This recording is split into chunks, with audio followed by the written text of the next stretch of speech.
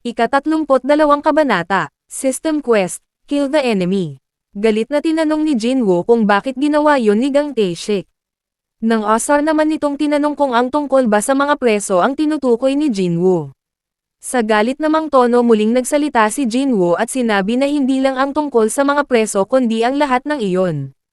Mapang-asar namang sinabi ni Gang Tae-shik na nakakatakot ang kanyang mukha, at kumalma lamang ito, dahil hindi niya ginawa ang lahat ng iyon para lang sa kasiyahan.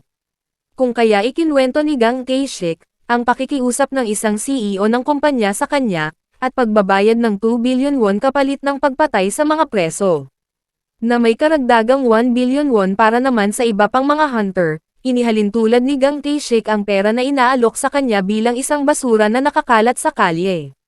Na kung minsan di tayo komportable pero di naman pinupulot, kung kaya naisip niya na bakit hindi ito pulutin pagkatapos ay itapon sa basurahan. Ayon dito ang isa sa mga preso na hawak ni Gang Tae-shik ang gumahasa sa anak nito na naging dahilan kaya ito nagpakamatay, habang ang kanyang asawa naman ay kasalukuyan pa ring nasa ospital dahil sa sama ng loob sa mga nangyari. Galit na galit din ito nang malamang makakalaya ang taong iyon at mamumuhay ng parang walang nangyari pagkalipas ng ilang taon, kung kaya naman hindi ito makatulog sa kakaisip kung ano ang dapat gawin, na naunawaan naman ni Gang Tae-shik sabay sabi na ibibigay niya ang serbisyong nararapat para sa halagang ibinayad nito.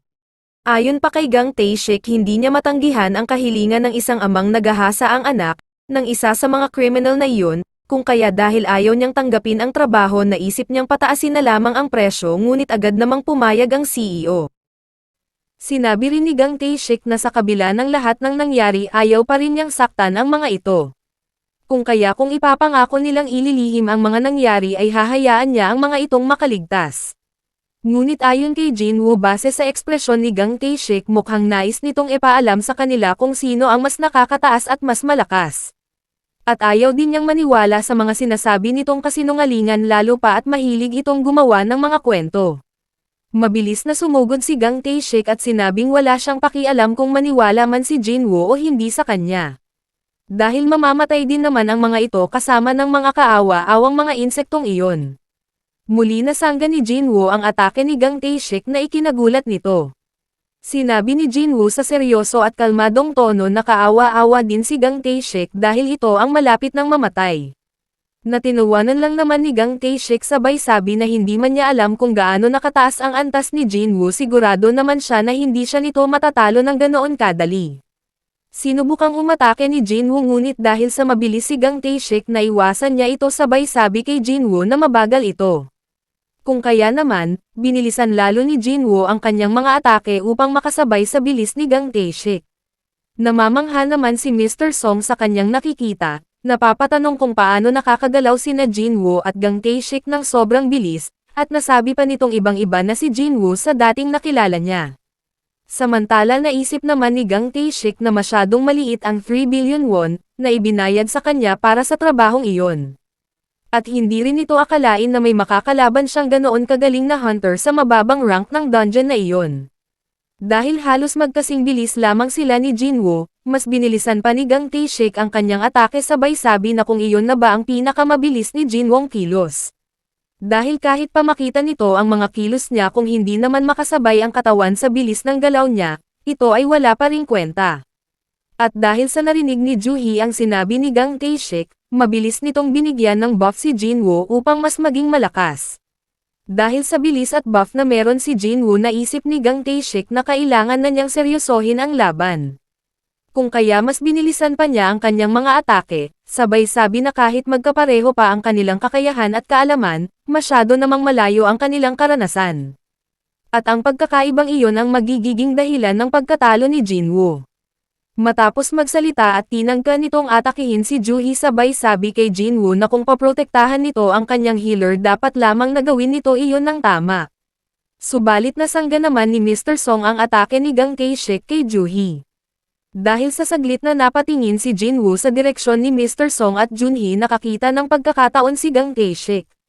Kaya sunod-sunod ang ginawa nitong pag-atake kay Jinwoo, na hindi naman nito naiwasan pa. Bagamat sigurado si Gang Tae-shik na nasugatan niya si Jinwoo, hindi pa rin naman ito natinag kung kaya nasabi niyang matibay at malakas ito.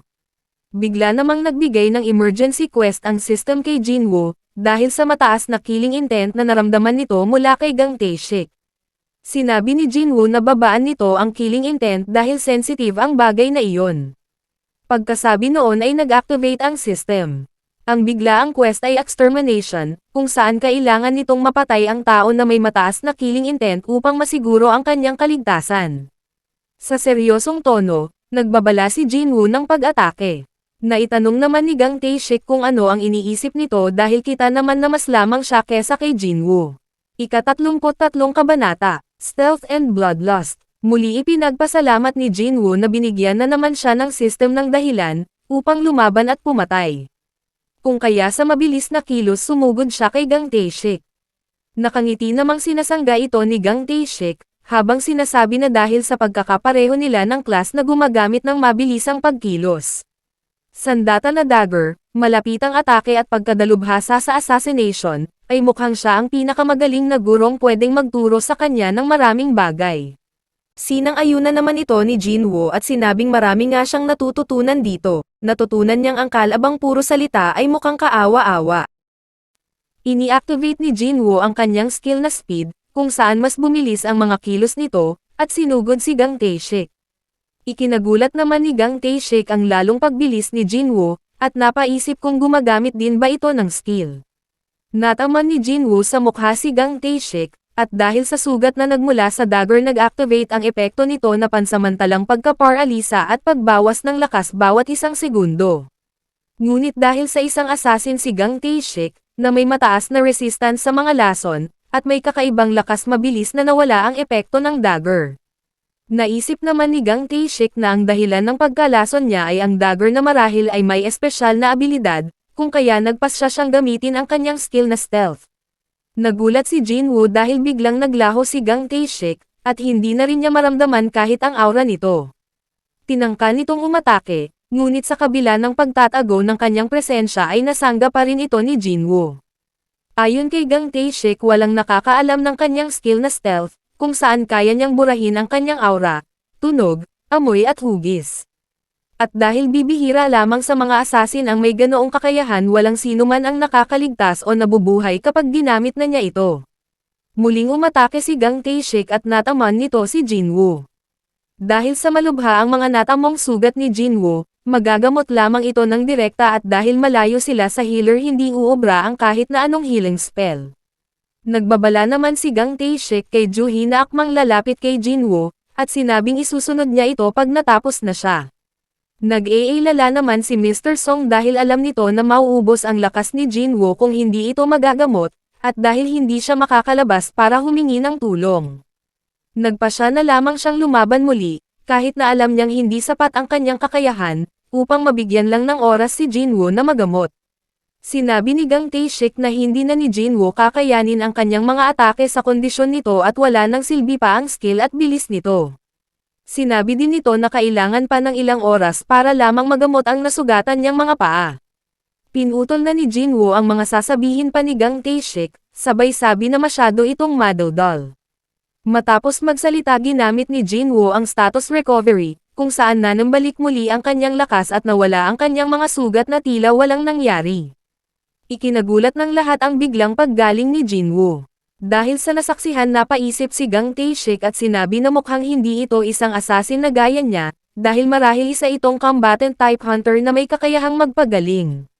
Sa kabilang banda naisip naman ni Jinwoo na hindi siya dapat umasa lagi sa ganoong paraan. Iniisip ni Gang Tae-shik kung isa lamang bang paglilin lang ang kanyang mga nakita, at kung ilang beses ni Jinwoo kayang gamitin ang healing ability. Habang nakatinging sinabi nito na isang mapanganib na tao si Jinwoo. Nasabi naman ni Jinwoo sa sarili na muli, namatay na naman ang isa sa kanyang emosyon, lalo pat hindi naman mahalaga kahit na magalit pa siya sa isang tulad ni Gang Tae-shik.